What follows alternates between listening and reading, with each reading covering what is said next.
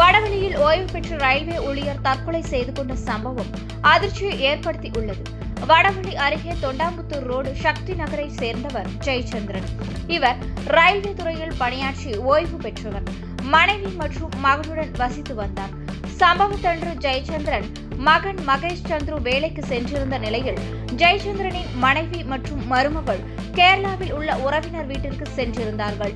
வீட்டில் அவர் மற்றும் தனியாக இருந்த நிலையில் நேற்று இரவு ஊருக்கு சென்றிருந்த மனைவி மற்றும் மருமகள் நள்ளிரவில் வீடு திரும்பிய போது ஜெயச்சந்திரன் வீட்டின் உள்ளே உள்ள கம்பியில் தூக்கில் தொங்கிய நிலையில் கிடந்துள்ளார்.